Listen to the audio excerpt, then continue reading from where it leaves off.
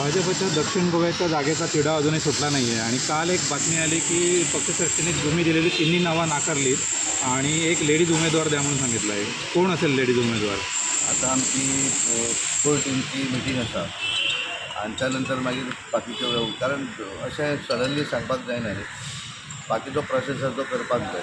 त्यामुळे मागीर प्रोसेस कितें करतले तो मागीर तुमकां सांगता. पण कोण असतील नावं सध्या नावं? अजून तशें कांय तकल्यान ना. पळोवया कितें ते नाव म्हणजे ते रिलेबिलिटी क्रायटेरिया ती सूचना एक्सेप्ट करणार की त्यांना कळवणार की नाही शक्य म्हणून?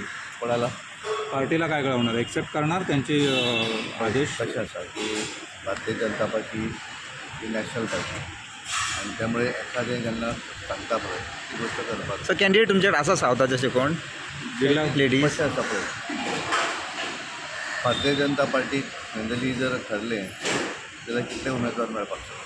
पण आता कोण आहे जिल्हा परिषदेचे अध्यक्ष? ना तशें अजून कांय ना. कारण कितें आसा क्रायटेरिया ती आसूं शकना न्ही. हां. विनेबिलिटी बाकीचे सगळे गोष्टी पळोवन कितें आहा तें ठरतलें पण बरो उमेदवार मेळटलो दिसता. जर केडर काय विनेबिलिटी दोन्ही कशें आसता राजकारणान जर इलेक्शन जिखूं जाय जाल्यार ते दोन्ही गोष्टी कन्सिडर आसतात. एकच कॅडर अशें जायना. दोन्ही गोष्टी पळोवच्यो पडटा.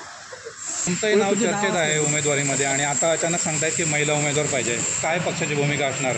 पक्षाचा आदेश मानणार की काय असेल? काय कळवणार फीडबॅक? आम्हाला कालही पक्ष सर्वश्रेष्ठ होता, आजही पक्ष सर्वश्रेष्ठ आहे, उद्याही आम्हाला पक्ष सर्वश्रेष्ठ म्हणजे आहे. दक्षिण गोव्याचा उमेदवार महिला असणार एवढं 100%. भाजपच्या दक्षिण गोव्याच्या उमेदवारीचा तेढा निर्माण झाला आहे की पक्षाने पुरुषांची तिन्ही उमेदवारांची नावं महिला उमेदवाराचं नाव व्यवस्थित येईल. महिला उमेदवार तुमच्याकडे असा पुरुष असणार.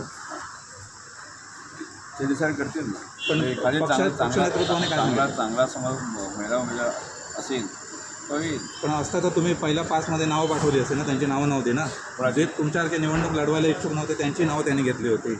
महिला उमेदवाराचं नाव पहिल्या लिस्टमध्ये कसं नव्हतं? नसलं तर ही एक कार्यकर्त्याची प्रोसेस आहे. म्हणजे प्रोसेस म्हणजे कसं असतं की आता 33% रिझर्वेशन पण आले आणि त्या हिशोबानं सगळे कार्यकर्ते महिला पुरुष हे कार्यकर्ते एकसारखे. म्हणजे आता जी कोर कमिटीची मीटिंग होणार ती महिला उमेदवार ठरवण्यासाठी असणार. असं नाही, बाकीचे अन्य विषय असेल पण तो मुख्य आहे ना सध्या निवडणुकीच्या पार्श्वभूमीवर. असा विषय कॅन्डिडेट हा मुख्य विषय. मला काही माहीत नाही, पण आता कोर कमिटी काय विषय आहे तो पण माहीत नाही. सर तुम्ही माहीत सब्जेक्ट नसताना कोर कमिटीची मीटिंग होते? नाही, सब्जेक्ट नसतो कोर कमिटी, मग विषय असतो प्रचाराचे काय करतात. आता मोदीजी जे कार्यक्रम आहे 6 तारखेला तो बूथवर करायचा कार्यक्रम आहे, त्यासाठी पण असू शकतो. पण आम्ही दक्षिण गोव्यातून निश्चितपणे यावेळेला आमचा उमेदवार येईल. कोणी पक्षी जो येईल उमेदवार त्याच्याशी आम्ही पण महिला उमेदवाराच्या कोणी पुरुष असू दे महिला असू दे कोणीही असू दे आम्ही निवडून आणू शकतो. सर लेडीज कॅन्डिडेट कोण आहा सावताक बेशी कॅपेबल?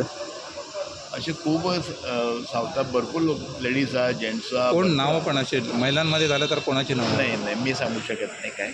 आता सांगताय खूप आहेत. मला खरंच माहिती टेंटेटिव्ह नावं त्यांनी नाव माहीत म्हाका आज दिल्या न्ही पळय बाबू कवळेकर नरेंद्र सावळे दामू नायक ती त्याने नाकारलीच नावं. नाही, भायर मारले कोण सांगता?